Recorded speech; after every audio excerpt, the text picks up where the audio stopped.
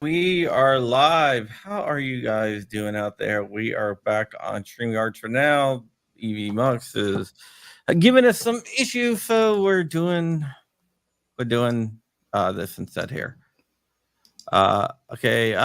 Somebody ordered the Void last night. Awesome. Nice.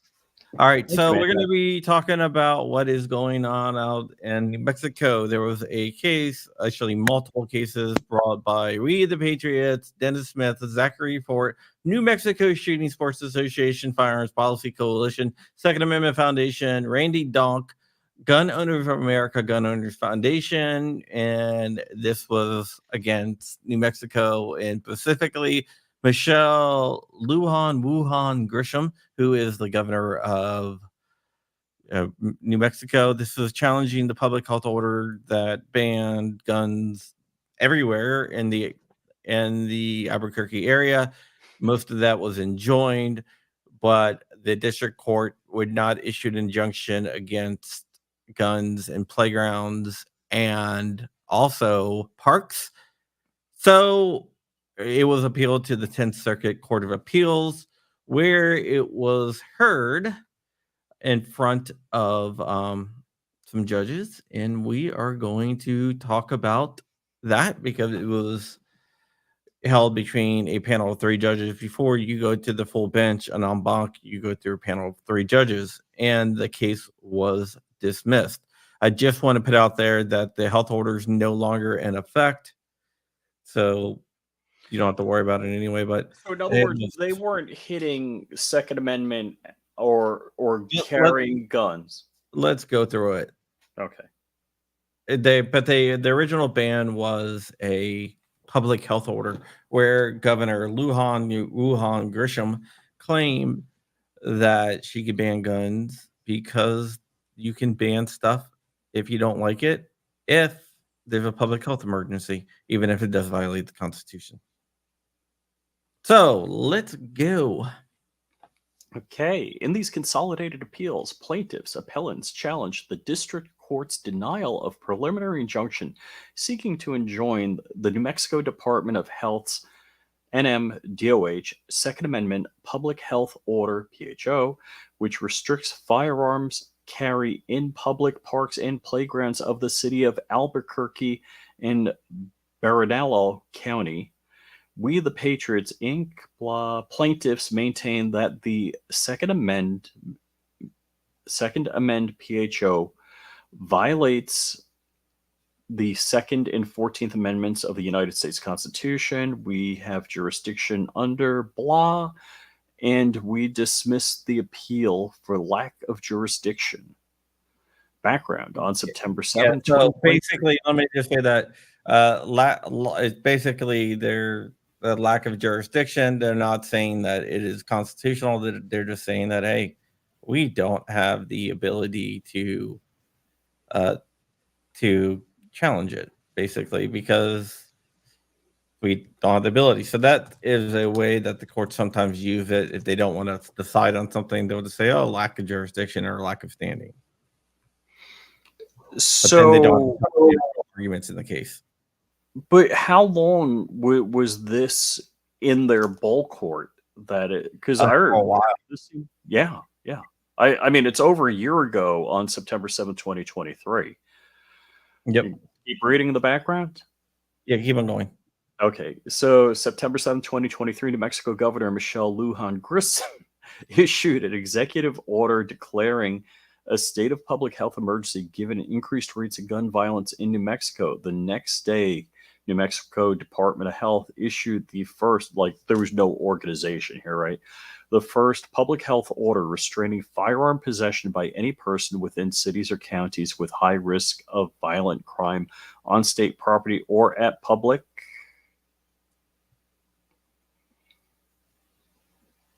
schools and in public parks, with an exception for law enforcement or security officers. The district court heard a request for a temporary restraining order from 5 sets of plaintiffs in this consolidation action. The district court issued the TRO, which enjoined various sections of the first public health order. 2 days later, New Mexico Department of Health issued an amended PHO eliminating portions of the first PHO. Shortly thereafter, some of the consolidated plaintiffs filed request for an ex parte TRO and preliminary injunctions directed at the amended PHO before the district court could rule on the motions for the preliminary injunction. Directed at the amended PHO, New Mexico Department of Health issued the second amended PHO, which is at issue in this appeal.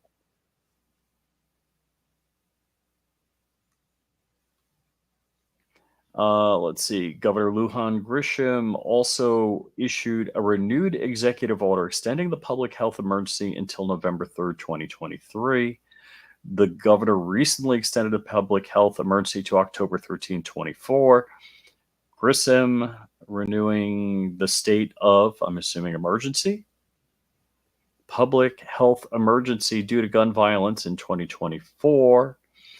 The second amended PHO provides no person other than law enforcement officer or licensed security officer or active duty military personnel shall possess a firearm either openly or concealed in public parks, playgrounds within the city of Albuquerque or Bernalillo, I'm probably saying it wrong, county, except for the city of Albuquerque's shooting range, park, and areas designated as state park within the state park system and owned or managed by the New Mexico Energy and Minerals Natural Resource Department, State Parks Division, or State Land Office.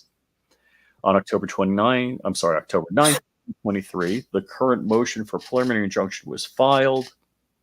The motion seeks to enjoin enforcement of the second amended PHO's restriction on carrying firearms in public parks and playgrounds. Let's see. In support of the motion, plaintiffs argue that there is no historical tradition of firearm regulation in public parks or playgrounds to justify the second amendment or second amended PHO. Boy, that's a tough one. Firearms restriction. Bruin on October 11th, 23, district court denied plaintiff's motion on grounds that plaintiff failed to show a substantial likelihood success on the merits. Plaintiffs appealed. And so let's see. Appeal pending on July 24, 2024. We ordered simultaneous supplemental briefing on 3 issues. The effect of a subsequent preliminary injunction issued in Springer v. Grisham. Let's see. The appeal was deadlocked. The effect of the existing city and county firearm restrictions in public parks and playgrounds on this appeal, and whether the governor's ability to regulate firearm carry throughout monthly executive orders is an issue in these appeals. For the reasons discussed below, our first 2 requests are particularly important to our disposition. Our review regarding questions of Article 3 standing is de novo. Let's see. Of course, to satisfy the requirements of Article 3 standing, the plaintiff bears the burden of showing injury, causation, and redressability. Thus, for a party to properly invoke federal jurisdiction, we must be able to redress their alleged injuries. Redressability considers whether the requested relief will redress the alleged injury, Moreover, must be likely not too merely speculative that a favorable decision by this court will redress the alleged injury. Furthermore, an issue is rendered moot when an event occurs during the pendency of the litigation which deprives plaintiff of an element of standing, such as redressability. You got to remember they let the governor let the public health order expire and did not renew it. Oh, okay. The critical question then is whether our present grant of relief would have some real world, not theoretical effect. There is also federal court lacks jurisdiction over moot issues due to a lack of live cease or controversy. Okay. Yeah, basically they're saying that it has to be in effect. It can't be theoretical. Like the governor, after the decision today, can put it back into effect tomorrow. But as of right now, it's moot because even though she theoretically can do that,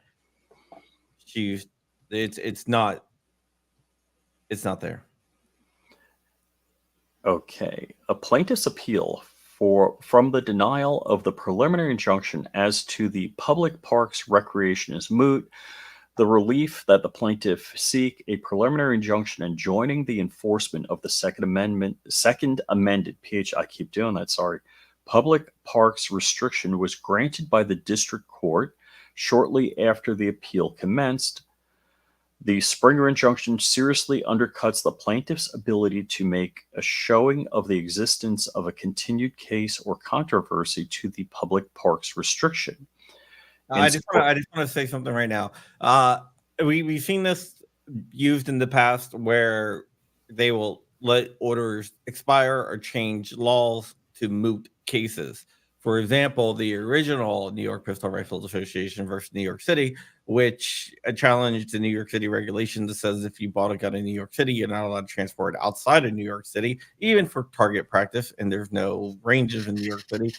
That went up to the Supreme Court. It was granted cert. New York went ahead and changed their laws because of that to moot the case. It was mooted, and basically the same thing happened. So, well-known tactic. Yeah, it's a common tactic. In Springer, the plaintiff sought to enjoin enforcement of the second amended PHO, public parks restriction, and its playgrounds restriction. The district court granted the preliminary injunction as to the second amended PHO's bar against carrying of firearms in public parks. Let's see, in Albuquerque and Bernalillo County. In short, Springer injunction provides the precise relief requested by plaintiffs here by preliminarily enjoining the full scope of the second amended PHO's public parks restriction. True 10th Circuit precedent does not clearly answer the question of whether the grant of a preliminary injunction in one case moots a plaintiff's subsequent request.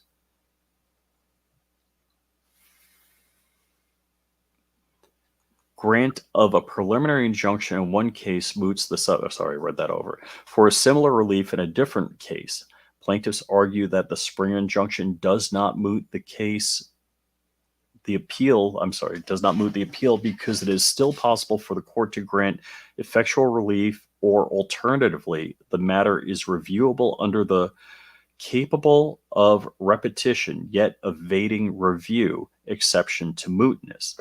Plaintiff also argues that the preliminary nature of the Springer injunction means that it is not final and remains subject to reconsideration, dissolution, or secession.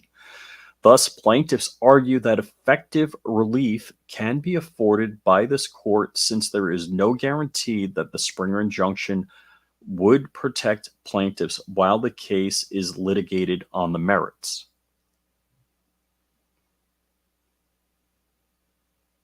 Let's see. They further argue that even if the Springer injunction currently pauses plaintiffs' inquiries from the park carry ban, those inquiries could restart if the Springer injunction is dissolved before the plaintiffs can litigate their case to final judgment.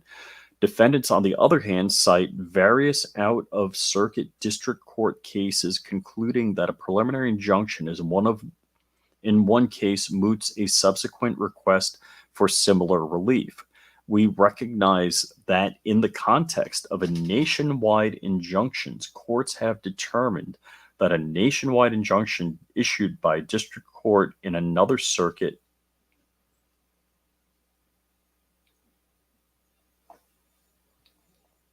determined that a nationwide injunction, does not moot the appeal regarding the grant of denial of preliminary injunction, although prudential concerns of comity and allowing the law to develop across the circuits may be present. And they cite case law. So scroll down. Let's see, State of Florida versus Department of Health and Human Services. In those cases, however, our sister circuits had good reason to characterize the nationwide injunctions as particularly vulnerable due to the judicial skepticism towards nationwide injunctions. That was California, Florida. Here, by contrast, plaintiffs' very generic concerns about sensitivity of the Springer preliminary injunction now on appeal are entirely speculative. Plaintiffs have not given a serious reason to suspect that those speculative concerns will be realized. Wow. Let's see. It's realized. Boom. Moreover, plaintiffs' request for declaratory and permanent injunctive relief remains pending in the district court. It is very early in the proceedings, so any party could request the district court stay to be lifted and a record developed, and ultimately any final judgment could be reviewed on appeal. Plaintiffs' appeal challenging the denial of preliminary injunction as to the public parks restriction is thus moot because they have received the relief sought, such that any relief granted by this court would not have any real-world effect. Wow. Okay, so they cite some case law noting that the plaintiff's request for injunctive relief is moot because their wish came true when defendants were no longer engaged in complaint of conduct. Let's see, conduct.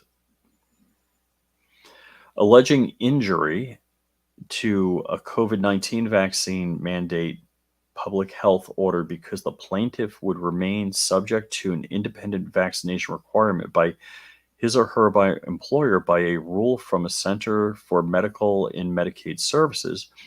Plaintiffs have not demonstrated that the Springer injunction does not extend to their alleged injury. Indeed, plaintiffs seem to acknowledge that any injury is paused because the issue is moot. We lack jurisdiction and must dismiss the appeal as it pertains to the public parks restriction. The Smith plaintiffs and Donk plaintiffs have not shown how this court can fashion a specific relief on appeal as to the district court's denial of preliminary injunction as to the second amended PHO's playgrounds restriction. The Springer injunction does not affect this particular issue because the Springer court denied the preliminary injunction as to the playgrounds restriction for lack of standing in the alternative on the merits. Nevertheless, we are not convinced that we are able to provide plaintiffs with meaningful relief due to several unchallenged city and county restrictions which appear to limit firearm possession in playgrounds. Plaintiffs fail to establish redressability only when challenged legal obstacle is enforceable separately and distinctly from the challenge provision. We request supplemental briefing to whether the city and county restrict firearms in parks or playgrounds, and if so, how that affects the appeals. There are multiple city and county restrictions on firearm carry in public parks and playgrounds. First, a county ordinance plainly prohibits possession of firearms in recreational facilities. Playgrounds are included in the definition. Also, the city applies New Mexico state law, which prohibits prohibitions on firearms carry in schools and universities to at least 25 playgrounds. City of Albuquerque administrative instructions, blah, also prohibiting firearm carry in any other public buildings or grounds, including playing fields and parking areas that are not public school property or in public school related sanctioned activities are being performed. Wow. Also prohibiting firearm carry in other public buildings or grounds, including playing fields and parking areas that are not university property or on which university related and sanctioned activities have been performed. Thus, we are faced with an apparent city prohibition. We also note that city prohibits carrying, possessing, discharging any firearm open lands or open space lands. So Albuquerque City Code Ordinance plaintiff responds that the local enactments are void and unforeseeable because New Mexico's constitution provides that no municipality or county shall regulate in any way an incident of the right of the people to keep and bear arms. Plaintiffs fail to acknowledge, however, that the city's prohibition rests ostensibly on state law. We give all statutes the presumption of constitutionality, and we must apply the same presumption to ordinances. The constitutionality of the local enactments is not before us, and plaintiffs have not otherwise seriously challenged the validity of separate restrictions. Questioning whether an alleged injury could be redressed by enjoining a law's enforcement because invalidation of one law may not impugn the validity of another. Therefore, we must presume that the local enactments are constitutional. Wow. Plaintiffs further argue that local restrictions do not deprive them of Article 3 standing because the penalties associated with violating local ordinances are entirely different and the prohibitions are enforced by different entities, such that a favorable decision by us would redress an injury. Defendants, on the other hand, argue that the ordinances deprive plaintiffs of standing because regardless of our decision, plaintiffs will continue to be banned from carrying firearms in the prescribed places for the reasons below, and particularly at this stage of early proceedings where the record remains undeveloped, we are not persuaded by the plaintiff's arguments.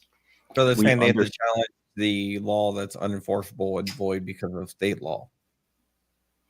We understand, as plaintiffs point out, the redressability does not require that we redress every possible injury. However, plaintiff Smith Donk do not identify a single specific playground that they plan to visit, and we think that it is the plaintiff's burden. Nor do plaintiff Smith or Donk identify whether such playgrounds are covered by city and community regulations. Plaintiffs thus have not provided sufficient reason for us to believe that enjoining enforcement of the playground's restriction would allow them to lawfully carry firearms in playgrounds and provide any meaningful relief. Starting that it is plaintiff's burden to demonstrate that a federal court's favorable decision would likely provide redress. So basically it's saying because you got to challenge, because this other ban exists, that even if they rule that it's unconstitutional and they ban it, the other ban it still exists. So therefore you're still not allowed to carry a gun there. So therefore there's no relief.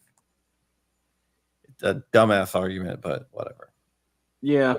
So the preliminary injunction plaintiffs sought was likely to redress their injuries. This is especially so given that the plaintiff Smiths expressed a concern of being arrested and or fined beyond his financial means.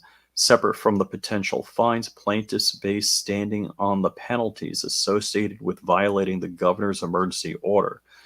But none of the plaintiffs have said whether they will violate the city or county ordinances that would remain even if they prevail in this action. Mr. Donk says that he intends to carry his firearm everywhere he can legally do so.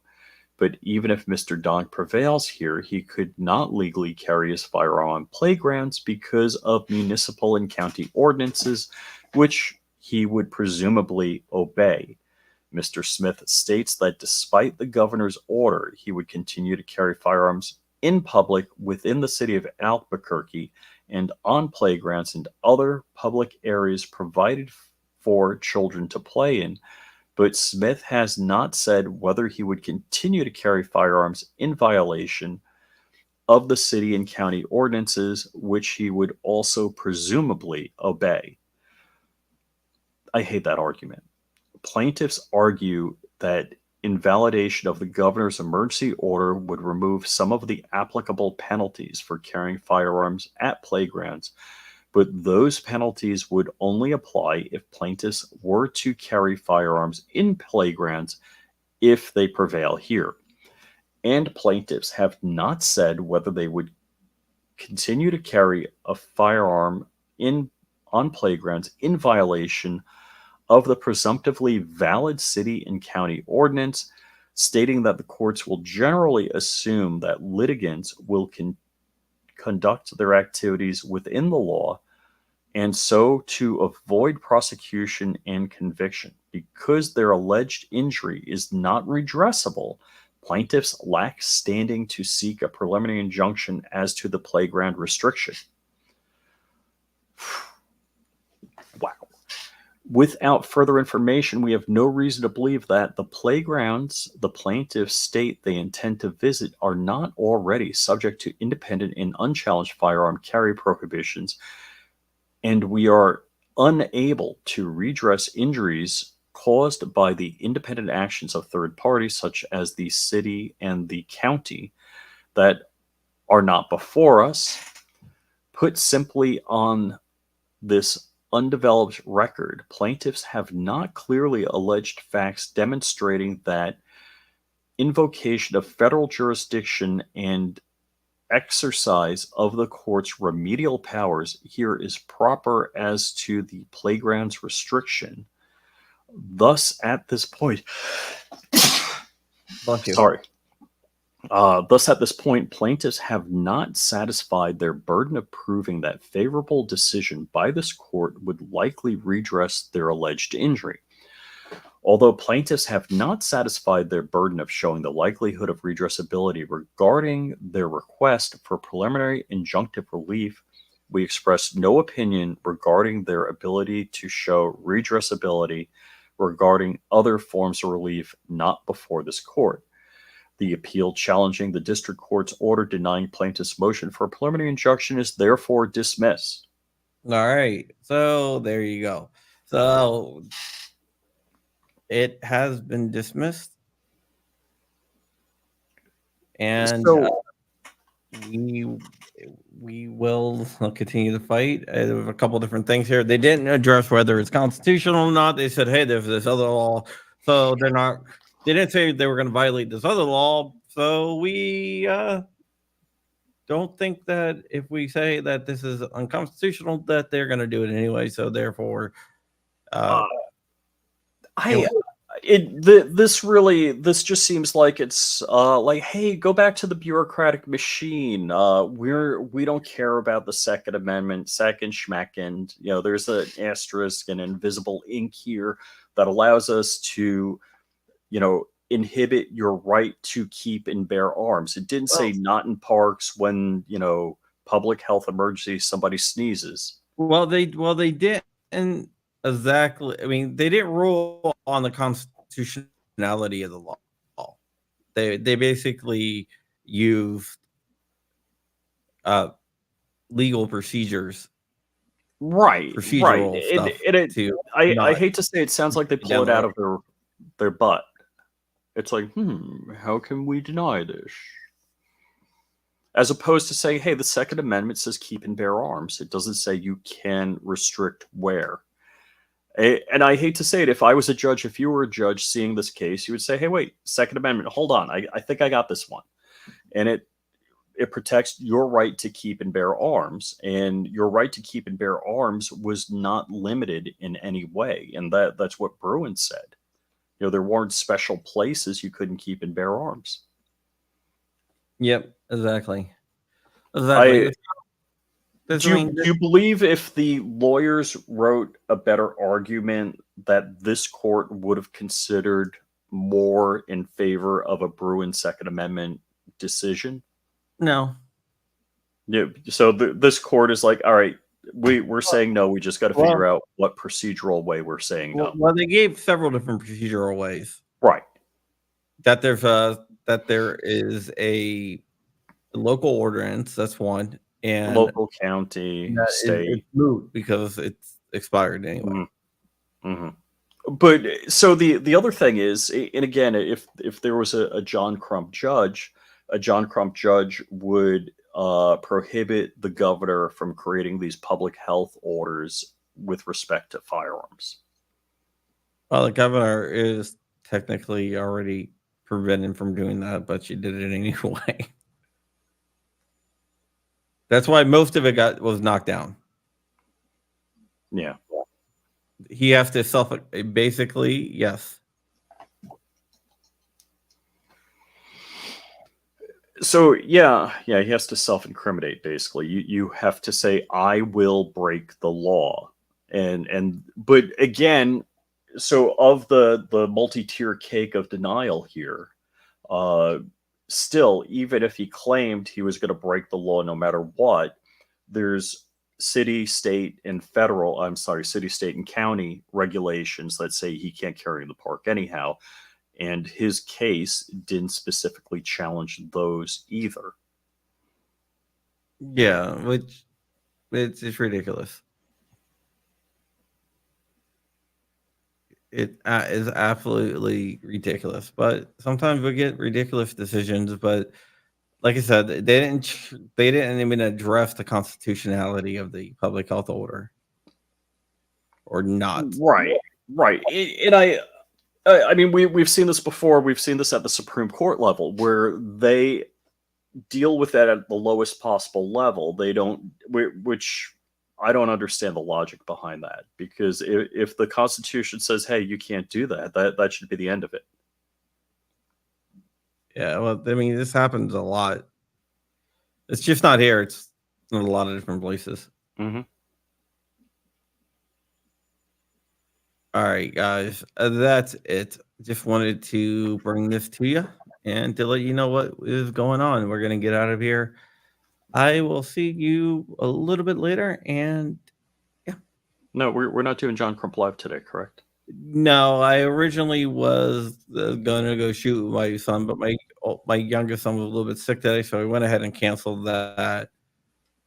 But now I got to take my son to piano lessons anyway. So all right, Crumpy. All right, and I will see you guys later.